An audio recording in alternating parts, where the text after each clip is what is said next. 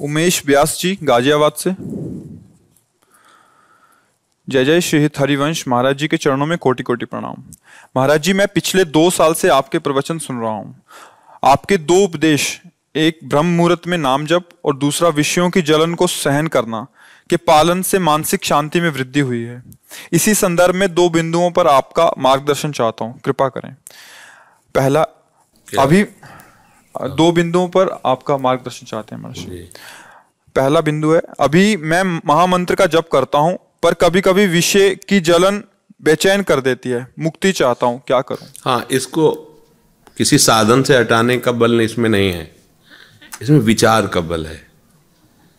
वास्तविक ये विचार से हटता है। साधन से बुद्धि पवित्र होती है, पवित्र बुद्धि में दिव्य विचार आते हैं, उसी से हम बचते हैं। जैसे आप अपने को शरीर मानते हैं, पुरुष मानते हैं, तभी काम का आपके ऊपर आवेश होगा। जब आप शरीर की अनुकूलता चाहेंगे, मन की अनुकूलता चाहेंगे, तभी किसी के प्रतिकूल व्यवहार पर आपको गुस्सा आएगा। जितने भी विकार हैं वो सब शरीर को लेकर के हैं। स्थूल शरीर, सूक्ष्म शरीर, कारण शरीर आपको लेकर कभी नहीं है। जो आपका स्वरूप है, जो मैं है, वो दिव्य है, वो पूर्ण है। उसे किसी भी वस्तु, व्यक्ति, स्थान की आवश्यकता नहीं है। ये जो शरीर में मैंपन लग गया है, अब इसमें वासनाओं का खेल शुरू है। अब वो इंद्रियों के विलास में अपने को सुखी या दुखी मानता रहता है। अब जब तक आप अपने को अंतःकरण मानेंगे, शरीर मानेंगे, तब तक आपको ये जलन परास्त करती रहेगी। और अच्छे से समझ लो तो जलन आपको हो ही नहीं रही है। अच्छा, हमारे हृदय में काम हो रहा है तो आपको क्या परेशानी? कोई परेशानी? क्योंकि आप मान रहे हो ना कि मेरे में नहीं। इसीलिए ना, आप हमारे प्रियजन हो, आपके हृदय में काम हो रहा है तो मुझे जलन होने लगेगी। क्या कैसे कोई हमारा जन होकर के इतना परेशान विकार से कैसे हो सकता है? सुनो, आप ऐसा करो। अब हम आप में इन्वॉल्व हो रहे हैं क्योंकि हमने आपसे अपनापन लगा लिया है। समझ रहे हो ना? ऐसे ही अंतःकरण से आपने इतना अपनापन कर लिया है कि मैं मान लिया है, मैं। अब वो जो भी अंतःकरण में होता सीधे मैं स्वीकार करता हूं। आज मुझे गुस्सा आ रहा है, आज मुझे अच्छा लग रहा है, आज मुझे बुरा लग रहा है, तुम बहुत गंदे आदमी हो, तुम अच्छे। पूरा प्रपंच इसी अंतःकरण ने खड़ा किया है। जैसे हम स्वप्न में होते, एक मन के सिवा कुछ नहीं होता। शरीर स्थूल शयन में होता है और एक मन सारी रचना का, वो बाजार बन जाता है, व्यक्ति बन जाता है, अनुकूल बन जाता है, प्रतिकूल। जब जगते तब पता चलता है। ऐसे इस समय मोह ग्रसित है। मोह माने अज्ञान। अज्ञान ग्रसित ये शरीर को मैं मानना, इंद्रियों के भोगों में अपने को सुखी या दुखी मानना, यह अज्ञान है। जो हमारा स्वरूप है एकदम निर्लेप है, किसी का कोई भी संग नहीं उसका। पर मान लेने से वो ठीक वैसे ही अनुभव हो रहा है जैसे कहीं एक्सीडेंट हो और कोई बतावे 4 मर गए, तो अपने को गुस्सा लगेगी। यार बीच समय सत्संग और प्रश्न चल रहा है, तुम ये बात, अगर उसने बताया तुम्हारी मौसी थी, तुम्हारे जीजा थे, अब सब होश खराब हो गए। क्यों? पहले वालों में कुछ फर्क नहीं पड़ा, क्योंकि अपना पर जब उसमें बताया कि आपका कोई अपना, अब आपको दर्द शुरू हो गया। कैसे हुआ? अपनेपन से हुआ ना। ठीक हमें सारे विकार जो भोगने पड़ रहे हैं इसके अपनेपन से हो रहे हैं, शरीर के। अब थोड़ा तो समझना होगा, शरीर तो यहीं छूट जाता है ना। आप अपने को ना देखो तो दूसरे को देखो ना। सारे भोग यहीं छूट जाते हैं, सारे रिश्ते नाते छूट जाते हैं। तो छूटने वाले हैं ना, जो छूटने वाले हैं। अब कोई, जैसे हमारा पता है कि आदमी अगर चद्दर ले जाएगा तो बुद्धिमानी है कि पहले उतार के सीधे रख दो, आप ले जाओ। अंत ही तो ही तजेंगे पामर, तू न तजय बही ते, मन पछते है अवसर। भजन और सत्संग ये बुद्धि को शुद्ध करता है। शुद्ध बुद्धि विचारवान होती है। मन फेंकता है विषय प्रलोभन, ये बुद्धि उसे काट देती है। अभी क्या आप काट नहीं पाते? काट ना पाने के कारण सीधे उसको अपने तदात्म में ले रहे हैं। मुझे बहुत जलन हो रही, और ये हो मन को रही, ये आपका तदात्म देखो। मुझे बहुत जलन हो रही, बहुत अशांत हूं आज। अशांत तो वो है क्योंकि वो मन अशांत इसलिए कि उसने कामना की है। बिना संतोष के शांति नहीं होती, क्योंकि संतोषी कामनाओं का त्याग कराता है। त्यागा शांति निरंतरम। और भोग का भाव किए हुए किसी भी विषय का मन हमें समझाता है भोगा शांति निरंतरम। ये भोग लिया जाए तो चैन मिल जाएगी, गलत। भगवान कह रहे त्यागात शांति अंतरम। अब जब आप उसके विरोध में होगे तो हलचल पैदा करेगा, मथेगा, अशांति पैदा करेगा। अब आप विवेक के द्वारा बच सकते हो, किसी साधन के द्वारा उस समय नहीं, क्योंकि आपकी स्वीकृति और अस्वीकृति में सारा खेल टिका हुआ है। आप अस्वीकृति देते रहो तो ये मन तुम्हारे अधीन हो जाएगा, और आप स्वीकृति देते रहो तो तुम जन्म जन्म से उसके अधीन रहो, अब भी अधीन रहोगे, रौंदे जाओगे। वो रौंद ही तो रहा है। देखो, बहुत फूंक फूंक के पैर चल रहा, सीधे चल रहा है, जरा सी उसकी हरकत में मन ने उसको जरा अधीन किया, कोई हरकत हो गई, जेल, बेइज्जती, डंडा खाओ, दुर्गति। क्या किया है? ये दोस्त था हमारा, हमारे मनुष्य जीवन को कहां पहुंचा दिया। तो इस दुश्मन को समझना होगा। ये हमारे अंदर बैठा हुआ दुश्मन हमको ऐसे प्रलोभन देता है कि हमारी खुला दिखाई दे रही कि दुर्गति हो रही, खुला पापाचरण हम कर रहे हैं, खुला गंद, फिर भी हम उसको इतना छुपा के रख रहे हैं। कोई दुश्मन हमारा हो तो भला उसको हम प्यार करेंगे, पर यही अज्ञान है। सबसे ज्यादा प्यार हम मन को करते हैं, और वही मन हमारी दुर्गति का कारण होता है। साधना इसी बात की होती है कि सही निर्णय करो, निर्णायक तुम बनो, और तुम्हारे कटघरे में खड़ा होना चाहिए मन। अभी तुम कटघरे में खड़े हो, वो जैसा निर्णय करता हो वैसा तुम करते हो, ये दुर्गति का कारण है। और तुम्हारी सदगति का कारण तब बनेगा जब इसको कटघरे में लाओ। तुम ये जो कह रहे हो शास्त्र प्रमाणित नहीं, गलत है, मैं कभी नहीं करूंगा। अब ये कुछ कर ही नहीं सकता आपकी ना के आगे। इसकी कोई आपको हां करवाना इसका बल है, और आप हां ना बोलिए तो कुछ नहीं कर सकता है। अब वो हां ना के बीच में जो जलन है उसको विचार द्वारा काटो, मेरे में नहीं मन में है, तो आप सह जाओगे। और अगर आप अपने में मान लेंगे तो भी नहीं सह सकते। और इसका काम है अपने में आपको अनुभव कराना। आज बहुत छाती जल रही मेरी, तो दुश्मन अंदर तापित हो रहा है, तुम उसमें तदात्म हो, इसलिए तुमको ऐसा लग रहा है। समझ पा रहे हो ना जी? महाराज श्री, मैं दीक्षित नहीं हूं, पर कभी दीक्षा का विचार आता है तो कंफ्यूजन हो जाता है। दीक्षा का आधार क्या है? मंत्र जो हमको रुचता है, या भक्तों का संग, जिस संप्रदाय के भक्त अपने शहर में हो, या गुरु जिनके वचन हम धारण कर का लक्ष्य आ जाएगा तब आधार की खोज की जरूरत नहीं पड़ेगी। जी नहीं सकते। अभी कोई भगवत प्राप्ति का लक्ष्य आ गया क्या आपके अंदर? जब लक्ष्य आ जाएगा तो बिना गाइड के कदम नहीं चल सकते। ये परमार्थ है। आपका मन तड़पने लगेगा, मुझे गुरुदेव चाहिए, प्रभु मुझे गुरुदेव रूप से आप मिले। अभी लक्ष्य ही नहीं। बस लक्ष्य जिस दिन दृढ़ होने की स्थिति में आएगा उस दिन आप व्याकुल हो जाएंगे। देख लेना, मुझे सदगुरुदेव चाहिए, कोई समर्थ चाहिए जो मेरा हाथ पकड़ के दलदल से घसीट ले और मुझे आप तक पहुंचा दे। प्रभु मिलो, आपके स्वरूप में मिलोगे। बस जो उनके मुख से नाम मिलता है, जो उनके संग से हमारे हृदय में रंग चढ़ता है, जो उनके उपदेश से हमारी उपासना बनती है, उससे हमारी भगवत प्राप्ति होती है। तो ये हमारा मन कुछ कर रहा है, कुछ कर रहा है। मन तो गुरुदेव बना हुआ है इस समय। जब मन चेला बन जाएगा ना, तब फिर गुरुदेव की आवश्यकता होगी। जैसे अब होने लगी, 2 बिंदुओं पर आप प्रकाश डालिए, तो गाइड मांग रहे हो ना। बस अब आगे आध्यात्मिक उन्नति कैसे होगी? मांग जैसे जैसे आपकी बढ़ती जाएगी, एक दिन आप मांग नहीं करोगे, अपने आप को समर्पित कर दोगे। अब हो गया हमसे जो कुछ होना था, अब आप देख लो, जहाँ पहुँचाना पहुँचा दीजिए, जो करवाना करवा दीजिए। बस आपकी मैं शरण में, यहीं से तो। जब तक अपनी भुजाओं का बल और गांडीव का बल था ना, तब तक बात अलग थी। जिस समय उन्होंने देखा कि अब मेरी सामर्थ्य, कार्पण्य दोषो प्रहत स्वभावा पृच्छामि त्वाम धर्म सम, चरणों में लेटे। और ये नहीं कहा कि आप हमारे मित्र हो, शिष्यस्ते हम, मैं आपका शिष्य हूँ, और शादिमाम प्रपन्नम, मैं आपका शरणागत शिष्य हूँ। ऐसा नहीं, सर्वस्व समर्पित करके मैं आपसे पूछता हूँ मेरा परम कल्याण किसमें है? तो 18 अध्याय से भगवान ने समझाया। समझ रहे ला? कशिश जी हिसार से। पूज्य गुरुदेव, आपके चरणों में कोटि कोटि प्रणाम। गुरुदेव, बहुत माथा लड़ा लिया, बहुत हो गए बहाने, बुरे आचरण, और बहुत हो गया आज्ञा का उल्लंघन करना। अब गुरुदेव इस दुष्ट, नीच और पापी जीव पर कृपा करके निरंतर भजन में लगे रहने का मार्ग बताइए। और बस यही समझना कि दुष्ट को तुम दुष्ट पहचान लो। तुम थोड़ी दुष्ट हो, तुम्हारे सलाहकार दुष्ट है जो दुष्टता के मार्ग में ले जाते हैं। ये खा लो, हम तैयार हैं, देखो इसके बिना तुम जी नहीं सकते, और हम मान गए। ऐसे हमें फंसा दिया मन बुद्धि ने, छोटी छोटी वस्तुओं में। हम इसके बिना नहीं जी सकते, हम इसके बिना नहीं जी। यार मतलब हम क्या हो गए? हम हो क्या गए? अविनाशी का अंश, मैं अविनाशी, इतना गिर गया।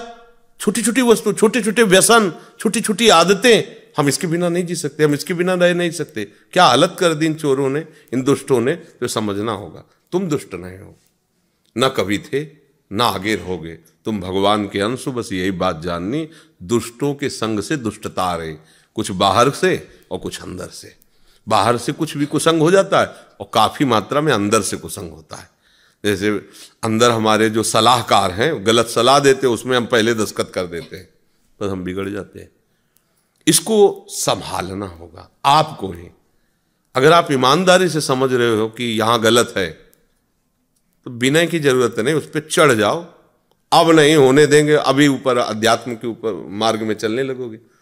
हम लाख उपदेश करें, लाख मंत्र दे दें, आप जब तक नहीं चाहोगे तो आपका कल्याण ना हम कर सकते हैं ना भगवान कर सकते हैं। पक्का समझ लो। नहीं, भगवान के बहुत अवतार हो गए, अब तक कल्याण हो जाता। हमने नहीं चाहा अपना कल्याण। कल्याण का मतलब जानते हो क्या है? इन चोरों से अपना पिंड छुड़ा लेना, बस इतने समझ।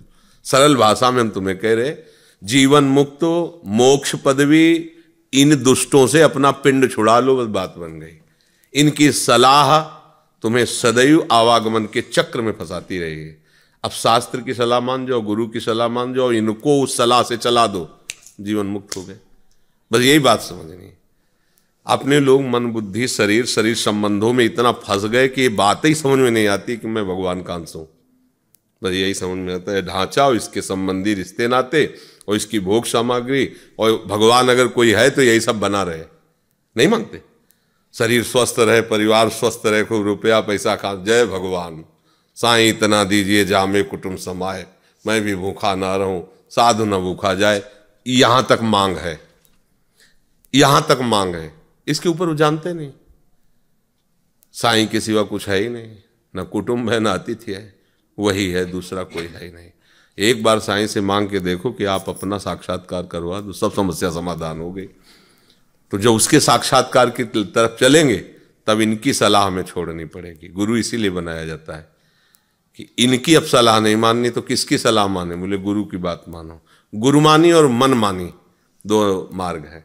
मनमानी में सारे जगत चलता है, कोई भगत ऐसा होता है जो गुरुमानी से चलता है, गुरु की आज्ञा पे चलता है। 4 दिन गुरु बनाया, 4 दिन खूब अच्छा लगा, इसके बाद जहां माया का थप्पड़ पड़ा तो वहीं रौंद दिए जाते हैं।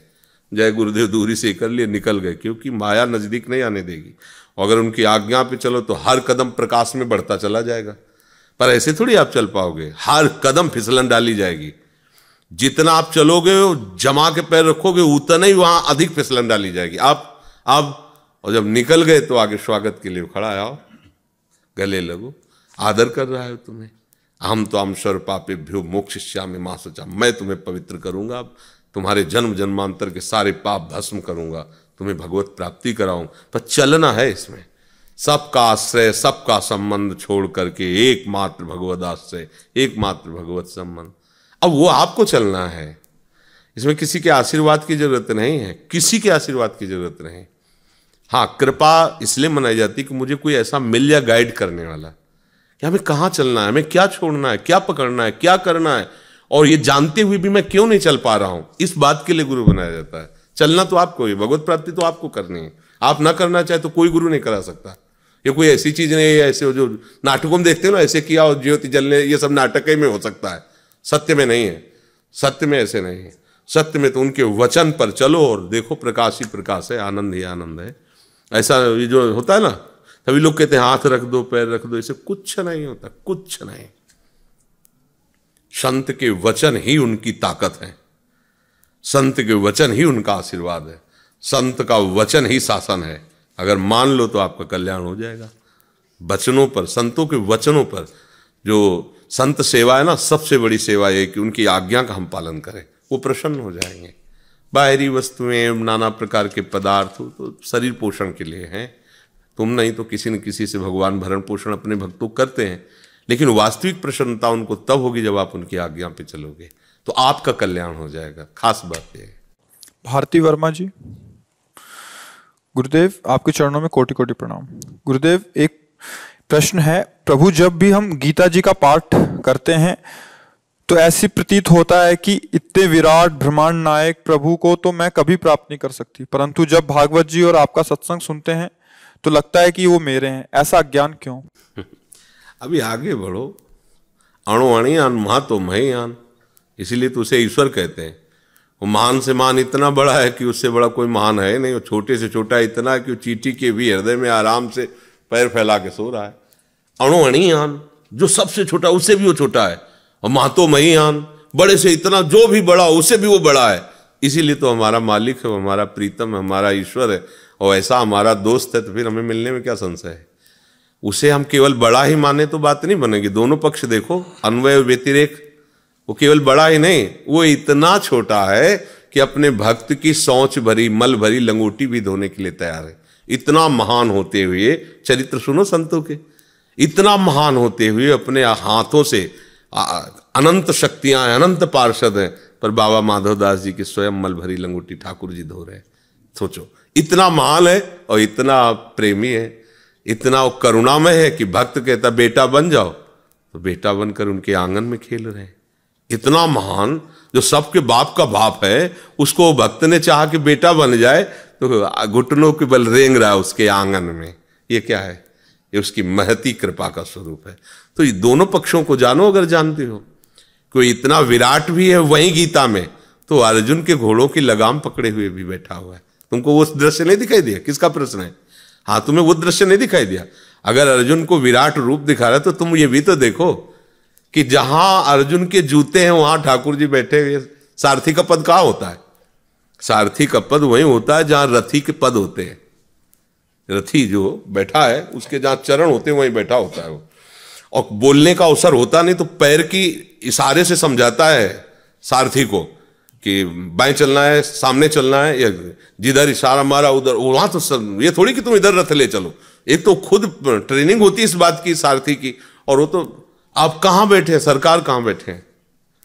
तो वहीं अगर इतना विराट स्वरूप दिखा रहा है तो वही अपना प्रेमी स्वरूप भी तो दिखा रहा है कि इतना महान ईश्वरों का भी ईश्वर होते हुए ये अर्जुन की बागडोर घोड़ों की पकड़े हुए वहां जहां अर्जुन के पैर हैं वहां बैठा हुआ है। और है कौन?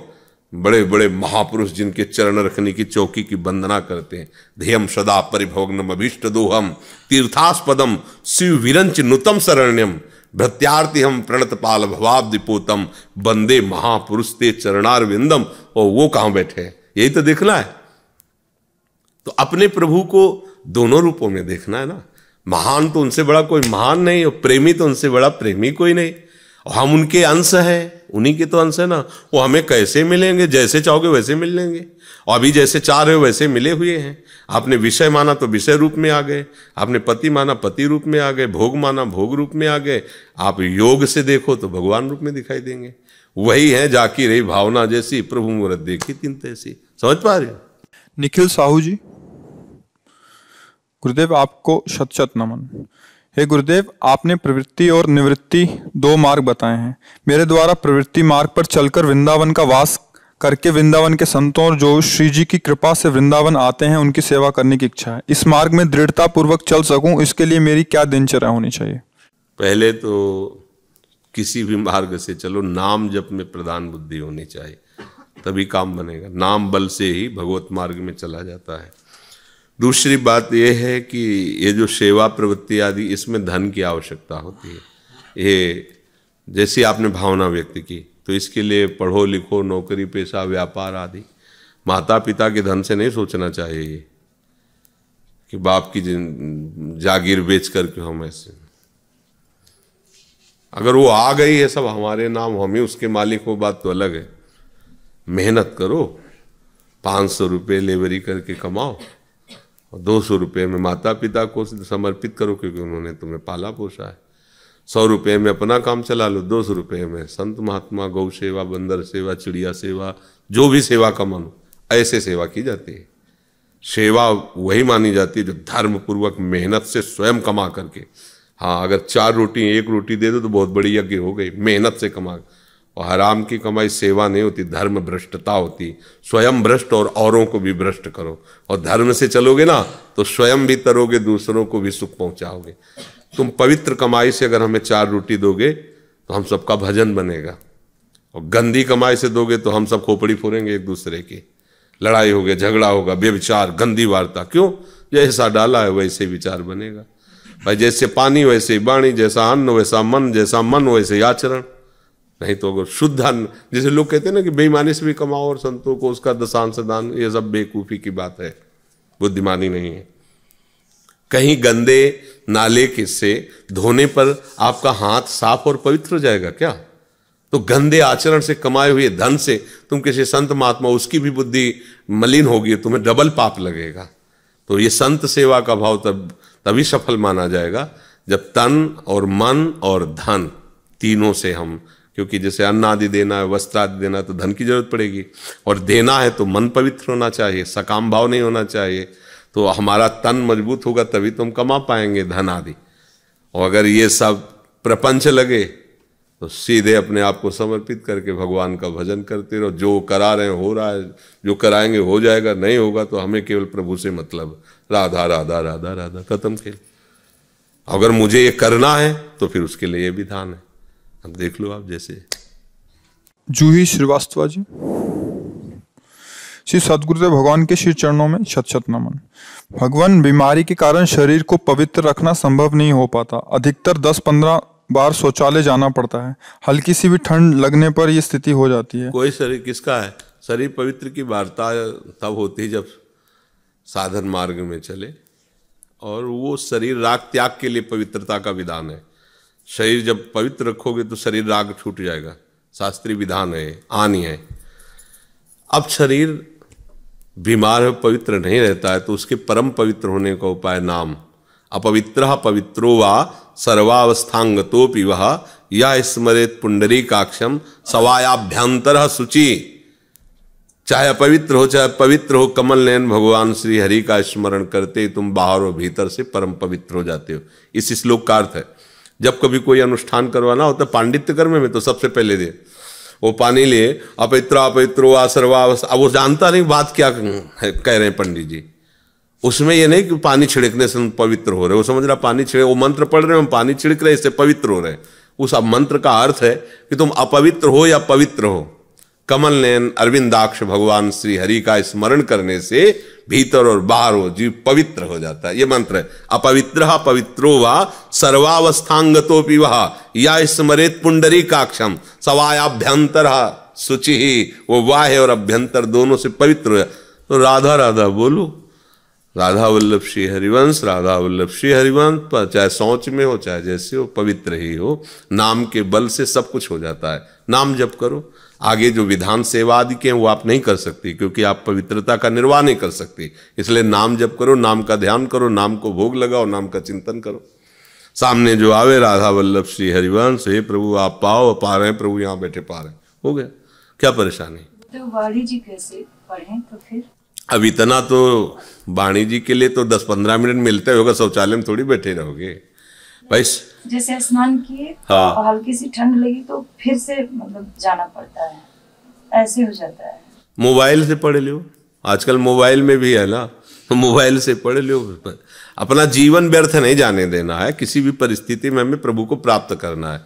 ये शरीर ठीक नहीं होगा आज, नहीं तो कल मरेगा ही मरेगा, इसको तो मरना है। सोनीपत से राधे अपूर्व। राधा वल्लभ श्री हरिवंश।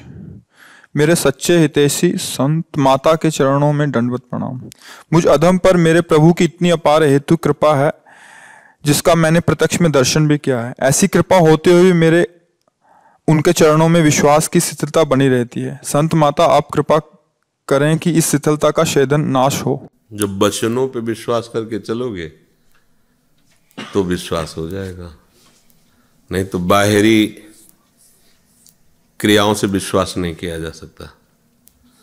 बाहरी चेष्टा, बाहरी दृष्टि से विश्वास नहीं होता।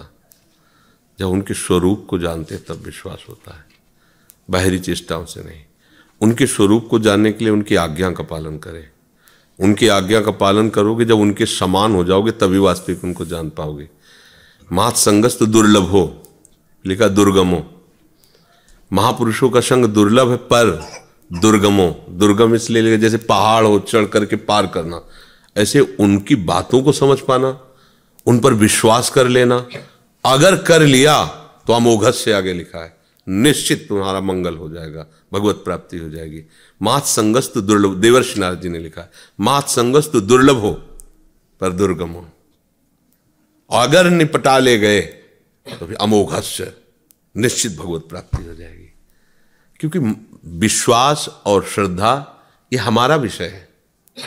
अगर हम विश्वास और श्रद्धा उनके वचनों पे कर ले तो देखो, धन्ना जाट जी का चरित्र आता था। बच्चे थे, जब उन्होंने सुना कि ठाकुर सेवा बिना जीवन व्यर्थ, तो उन्हें पंडित जी से कहने लगे हमें ठाकुर दे दो ठाकुर। उन्होंने विचार किया कि अभी बच्चा है, इसको क्या ठाकुर जी दें, पता नहीं विधान से कर पावे ना पावे, अपराध लगे। तो उन्होंने भांग बांटने वाला बट्टा नहीं होता सिल, वही दे दिया। बोले बड़ा ठाकुर चाहिए कि छोटा?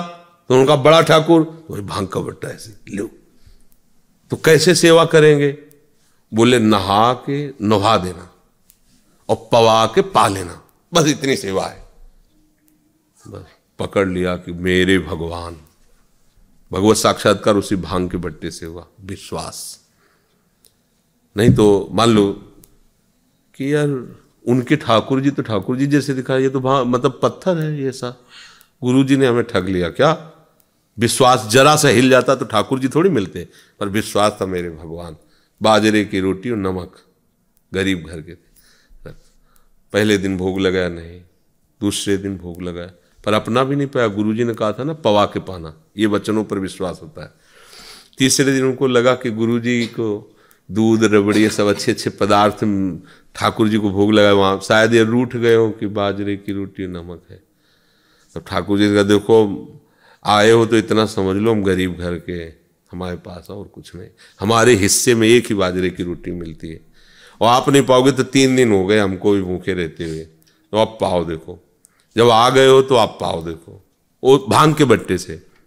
फिर इसके बाद देखा अब ऐसे नहीं माने, तो उनका अगर पाओगे नहीं तो हम तुम्हारे सामने प्राण त्यागते हैं। और उसी बट्टे में ऐसे ही ठाकुर जी उसी अवस्था के, ठाकुर जी बड़े लीला, ऐसा सुंदर रूप, बाल गोविंद ऐसे है।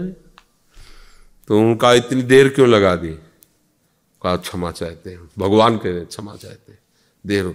और नमक रोटी बाजरे की, वो तुम्हें शर्म नहीं आती? 3 दिन से हमने भी नहीं पाया, छोड़ो ना, आदि छोड़ो। ये कहाँ से आया?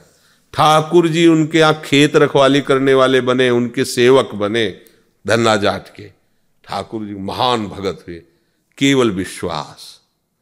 पंडित जी ने तो भांग का बट्टा दिया, तो कोई भगवान थोड़ी दिए थे, लेकिन कह दिया कि बेटा ये भगवान है, ऐसे करना है, उसी से भगवत प्राप्ति होगी। बात विश्वास से बनी ना। अगर विश्वास ना हो तो देखो भगवान साक्षात गीता में कह रहे हैं, हम कहाँ मान रहे हैं बात? भगवान कह रहे हैं, वो और कोई ऋषि महात्मा नहीं कह रहे, स्वयं भगवान की वाणी गीता जी। पर हम मानते हैं क्या? बस ना मानो तो फिर कुछ नहीं हो, मान लो तो उनकी एक साधारण सी बात तुम्हें असाधारण बना देगी, असाधारण बना देगी। समझ रहे ना जी?